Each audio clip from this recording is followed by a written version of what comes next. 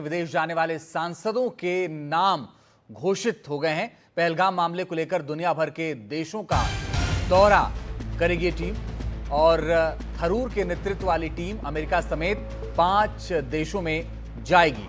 इस वक्त की अहम खबर आपको बता रहे हैं। पहलगाम मामले को लेकर जो टीम बनाई गई है उस टीम के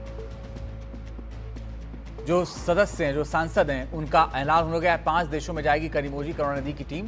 रूस समेत 5 देश जाएगी। कांग्रेस से दिए गए नामों में से केवल आनंद शर्मा शामिल हैं।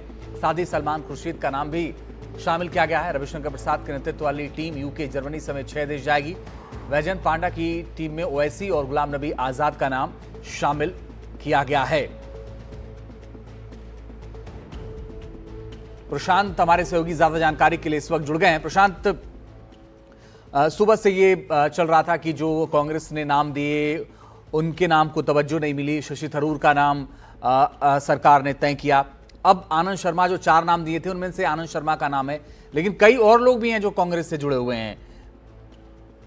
जी देखिए, बिल्कुल कांग्रेस की तरफ से 4 नाम दिए गए थे। इस बात का खुद जयराम रमेश ने एक पोस्ट करके इसकी जानकारी दी थी, लेकिन उसमें से केवल आनंद शर्मा को इस डेलीगेशन में शामिल किया गया। इसके अलावा गौरव गोगोई, नासिर हुसैन और अमरिंदर सिंह राजा बरार, इन 3 जो 3 नाम दिए गए थे, बाकी 3 नाम कांग्रेस की तरफ से, उसको शामिल नहीं किया गया है। उनकी जगह कांग्रेस की तरफ से पहले शशि थरूर का नाम तो अनाउंस हो ही चुका था। उसके अलावा मनीष तिवारी, अमर सिंह और सलमान खुर्शीद, ये 3 नाम और शामिल किए गए हैं। पहले से ही ये 3 नाम हम लोग ये जानकारी देते आ रहे थे और इन 3 नामों को सरकार ने शामिल किया। तो जाहिर तौर पर कांग्रेस ने जो 4 नाम दिए थे उसमें से केवल एक आनंद शर्मा को शामिल किया गया। लेकिन जो पूरा कॉम्बिनेशन अगर आप देखेंगे, ये जो 7 डेलीगेशन बनाए गए हैं, उसमें एक अहम बात ये भी है कि हर डेलीगेशन में एक पूर्व राजनयिक को जरूर शामिल किया गया है। उसमें एक तो हर्ष श्रृंगला जो पूर्व विदेश सचिव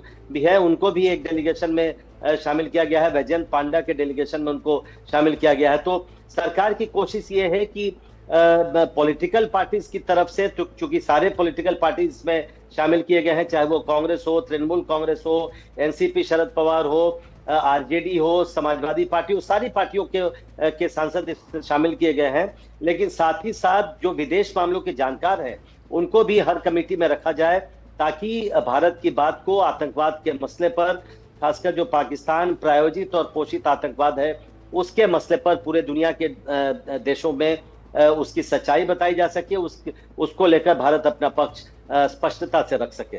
प्रशांत, आनंद शर्मा के नाम को लेकर के भी ये बार बार कहा जा रहा था कि उनको, चूंकि विदेश मंत्री रह चुके हैं वो, और ये कहा जा रहा था कि दक्षिण अफ्रीका में उन्होंने एक लंबी लड़ाई लड़ी थी, तो ये कहा जा रहा था कि उनका नाम शामिल किया जा सकता है।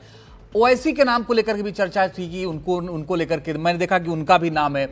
इसके अलावा ऐसे कॉम्बिनेशन मैंने देखा कि वो उस लिस्ट में इस तरह का है कि जिनको विदेश मामलों की जानकारी, वो मैक्सिमम वो लोग हैं उसमें शामिल। आपको क्या लगता है? नहीं, बिल्कुल देखिए, कुछ नाम आपने जैसा लिया, जैसे असदुद्दीन ओवैसी को उस कमेटी में शामिल किया गया है। मैं जहां तक देख पा रहा हूं, वो जो committee Saudi Arabia, Kuwait, Bahrain और अल्जीरिया, ये बहुत ही महत्वपूर्ण देश हैं। हाँ।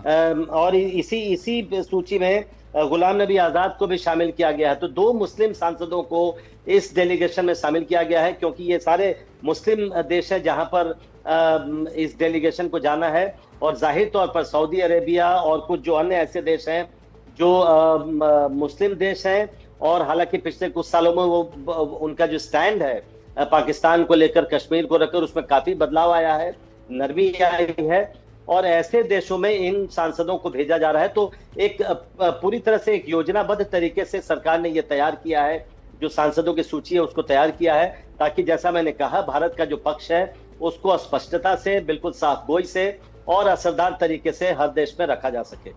ठीक है, आप नजर बना के रखिएगा प्रशांत, आगे लगातार आपसे अपडेट लेते रहेंगे। तो उस नाम का ऐलान हो गया है जो डेलीगेशन विदेशों में जाएगा, और कौन कौन से सांसद होंगे, लगभग हर पार्टी से हैं, और हर डेलीगेशन में पूर्व राजनयिक को भी रखा गया है, ताकि दुनिया को ये बताया जा सके कि आखिर पाकिस्तान क्या कुछ कर रहा है।